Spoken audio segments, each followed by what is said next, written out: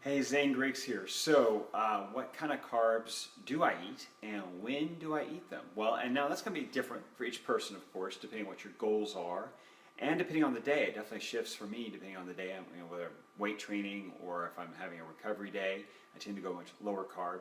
But let's just take it, you know, situation by situation. So, I'm trying to, I always like to try to, when I lift, feed that because I want to put on a little muscle. Okay, I want to burn fat when it's time to burn fat, but I want to put on some muscle or get a muscle growth, muscle and strength development from my weight training. So I want to make sure that I eat something that's going to go to that muscle and feed that muscle post workout. So what I tend to do is have my starchier stuff after a weight training workout. Okay, and I don't work out every day. Um, and I certainly, if I did do some extra cardio and stuff, that's not what I'm talking about. I'm talking about intense weight training or like a boot camp class, something where you're huffing and puffing, you're hitting the high end of either your heart rate with like sprints or your, like I said, lifting weights. And I'll go with something somewhat starchy, but with still a little bit of fiber, like a sweet potato. Okay, occasionally banana. Okay, because it does have some glucose in there as opposed to the fructose, which feeds the muscle. But tend to go towards the sweet potatoes more as a source, and maybe even putting some whole milk in my protein shake. Now, not everybody's going to want to drink milk. And if you're trying to lose weight, if your goal is really to just lean out more so than build, you'll want to cut back. So like I'll definitely have a full serving of a carb, like 30 to 45 grams after workout for that purpose. But if you're trying to lean out and your primary goal is to lose weight, but you still want to recover from your weight training because you're working out regularly throughout the week, just cut that serving down to about 15 grams. Okay, so 15 grams are like half a cup of your typical starch. So it'd be half a cup of the sweet potato, or maybe a quinoa or a rice. Now I do one starch I do tend to completely avoid, and try to avoid as much as possible, though it does sneak in. I mean, it's not perfect. But it's anything with gluten, so wheat, any kind of grain like spelt, anything that has oats, anything with gluten in it, I tend to stay away from.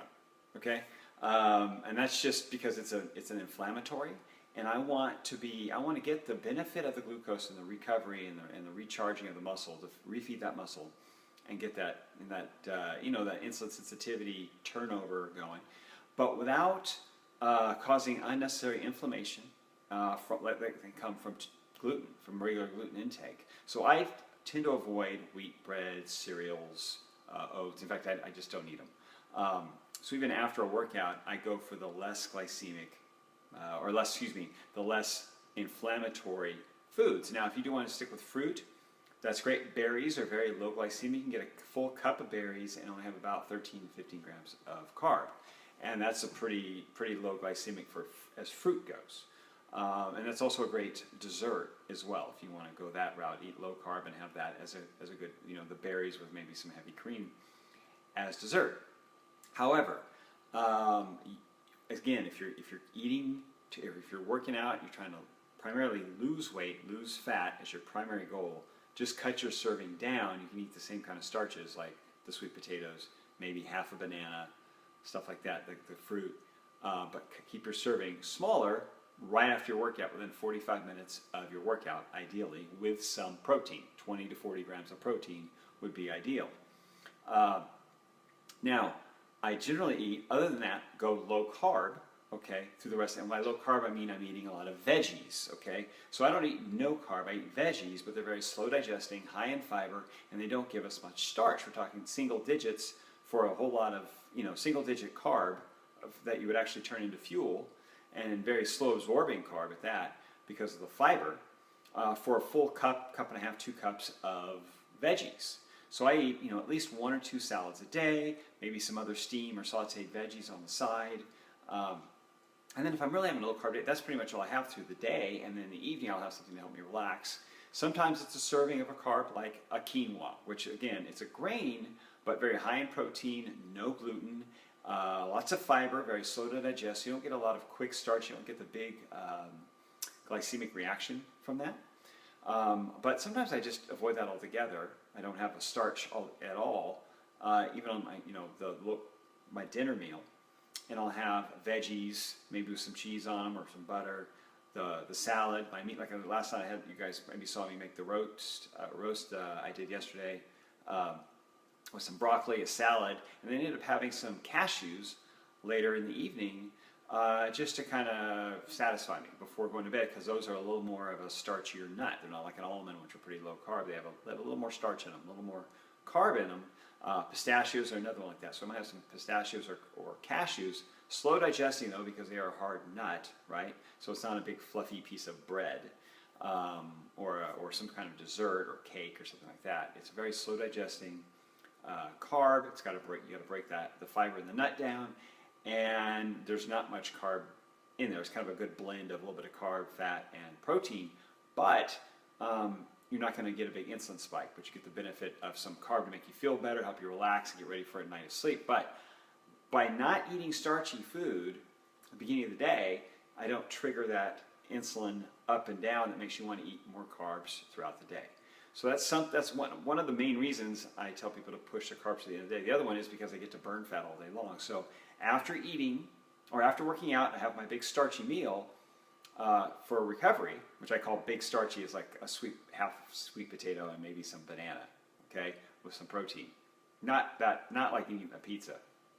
But I go shift back to lower carb food. I might have half a piece of fruit or a small piece of fruit like a tangerine or half a grapefruit here and there, but fruit is pretty sugary and that can interfere with your weight loss. So you want to keep the fruit to a minimum, because we're not really supposed to eat a ton of fruit. We certainly shouldn't be eating it all day. That's just not normal. We can get our nutrients and antioxidants from all sorts of veggies.